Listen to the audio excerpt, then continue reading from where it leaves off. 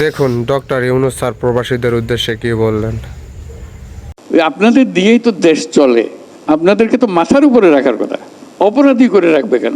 ভাবখানা এই যে তোমরা নিজেদের টাকা রোজগার করতেছো, তোমাদের ব্যাপার, আমাদের কি এটাতে?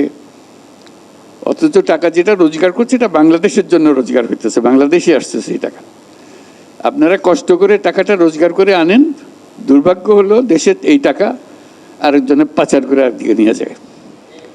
এইটাই হলো আমাদের দুর্ভাগ্য। তো সেটার দিকেও আমাদের খেয়াল রাখতে হবে, আপনাদের টাকা যেন দেশের কাজে লাগে, যে টাকা আপনারা রোজগার করেন।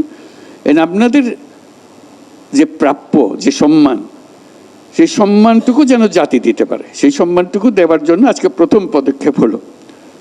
আমরা আশা করি আরও বহু রকমের পদক্ষেপ নেওয়া হবে, যাতে করে আপনারা এখানে এসে মনে করবেন যে আপনি এখানে বাড়িতেই আছেন, শান্তিতে আছেন, সবাই আপনাদের দেখভাল করতেছে, সবাই আপনাদের সেবা শুশ্রূষা করতেছে।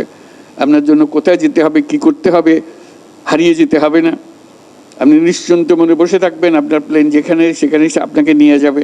অর্থাৎ আপনি এখানে মেহমানের মতো থাকবেন, আপনি সম্মান নিয়ে থাকবেন।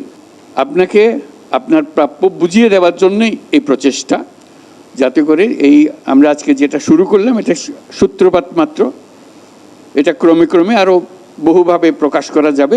পাসপোর্ট হবে আমাদের, ছাপার দরকার নেই, পাসপোর্ট এখান থেকে যাবে, আপনার ইয়েতে টেলিফোনে চলে আসবে পাসপোর্ট। এটার জন্য লাইন ধরতে হবে কেন, অফিসে যেতে হবে কেন? আপনার যেটা সরকার থেকে প্রাপ্য সরকার আপনাকে বাড়িতে পৌঁছে দেবে, এটাই হলো নিয়ম। সেটা যেন হয়, আপনার যে পাসপোর্ট প্রাপ্য হলে আপনার পাসপোর্ট রিনিউ করতে হলে রিনিউ যা যা করতে হবে আপনার, সেটার দায়িত্ব হলো সরকারের। তা আমরা সেই ব্যবস্থা করছি যে নিশ্চিন্ত মনে আপনি এখান থেকে বের হতে পারেন। এটা আপনাদের দেশ, সবার দেশ। এই সম্মানটুকু আপনি যে দেশের জন্য যে খাটাখাটনিটা করেন, দেশ আপনাদের প্রতি তার জন্য কৃতজ্ঞ। সেই কৃতজ্ঞতা দেখানোর সুযোগটা যেন আমরা পাই, এই কৃতজ্ঞতা দেখানোর সূত্রপাতটা আজকে করলাম, ক্রমে ক্রমে আরও যেন করতে পারি।